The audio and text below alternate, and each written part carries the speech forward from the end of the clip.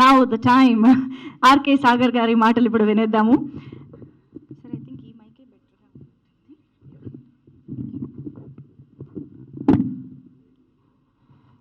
Good afternoon everybody.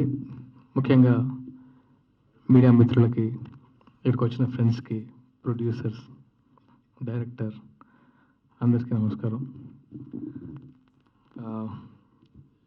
చాలామందికి తెలుసు నా జర్నీ అంతా, ముఖ్యంగా మీడియా మిత్రులకు అందరికీ తెలుసు.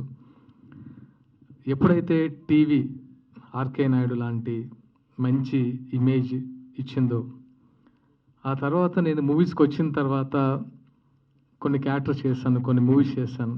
కానీ చాలామంది సినిమా ఇండస్ట్రీ వాళ్ళు కానీ, బయట వాళ్ళు కానీ, మీకు యూనిఫామ్ బాగా సూట్ అవుతుంది, అలాంటి క్యారెక్టర్ చేయండి అని చెప్తూనే ఉన్నారు. బట్ దానికి సరైన కంటెంట్, అంటే నేను యాక్చువల్గా ఆర్కే నాయుడు క్యారెక్టర్ చేసిన తర్వాత కొన్ని సంవత్సరాలు యూనిఫామ్ వేసుకోవద్దు, అలాంటి క్యారెక్టర్ చేయొద్దు అనుకున్నాను.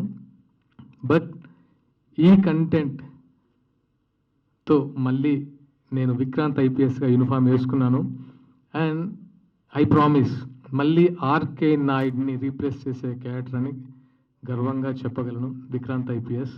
ఎందుకంటే నేను గడప గడపకి నేను ఆర్కే నాయుడు క్యారెక్టర్తో వెళ్ళాను. సో మళ్ళీ నా నుంచి ఎక్స్పెక్ట్ చేస్తున్నారంటే సేమ్ నేను రిపీట్ చేయలేను. ఎంతో అంటే వాళ్ళకు మంచి కంటెంట్, మంచి సోషల్ మెసేజ్ ఉండాలని ఈ కథను ఎన్నుకొని, ఆ కథకి తగిన ప్రొడ్యూసర్స్ అందరూ వచ్చిన తర్వాత ఎక్కడ అంటే అందరూ చెప్తా ఎక్కడ కాంప్రమైజ్, అసలు ఈ మూవీకి అసలు ఎక్కడ కాంప్రమైజ్ అవ్వలేదండి. ఫైనల్గా అందరూ చూసిన తర్వాతే రిలీజ్ చేద్దాం, నచ్చిన తర్వాతే రిలీజ్ చేద్దాం అని ఫిక్స్ అయ్యాం. ఆ టైం వచ్చింది, జూలై 11కి రిలీజ్ ప్లాన్ చేస్తున్నాం.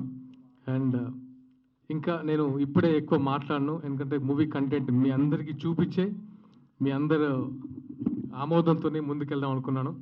డెఫినెట్గా మీ అందరికీ షో చేస్తాను, నచ్చితే దాని తర్వాతనే ముందుకు తీసుకెళ్తాను. Thank you all, thank you so much. And ముఖ్యంగా ఈ సాంగ్ రిలీజ్ అయింది కొరియోగ్రాఫర్ ఈశ్వర్ గారికి.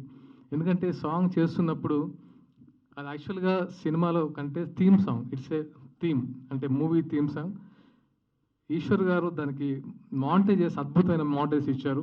అంటే దాన్ని నెక్స్ట్ లెవెల్ తీసుకెళ్లారు, మేము అనుకున్న కంటెంట్ నెక్స్ట్ లెవెల్ తీసుకెళ్లారు. థ్యాంక్ యూ ఈశ్వర్ గారు. అండ్ నాకు ఈ మధ్య తన కోర్టు ద్వారా చూశాను. నాకు కోర్టు వచ్చిన తర్వాత ఓహో, అంటే ఇలాంటి సినిమాలు పీపుల్ ఎంకరేజ్ చేస్తున్నారన్న ధైర్యం వచ్చింది. అండ్ ఇప్పుడు కొంచెం రియలిస్టిక్ అండ్ మెసేజ్ ఓరియంటెడ్ ఒక మంచి పాయింట్ ఉన్న సినిమాలను ఎంకరేజ్ చేస్తున్నారు. అలాగే ఆ కోవలకు చెందింది ద 100. డెఫినెట్గా దీనికి ఎవరు డిసప్పాయింట్ చేయరు, అంటే డిసప్పాయింట్ అవ్వరు, అది మాత్రం గ్యారంటీగా చెప్తున్నాను. Thank you all. ఇప్పుడే ఎక్కువ మాట్లాడాను. Thank you so much. Thank you so much అండి. Thank you.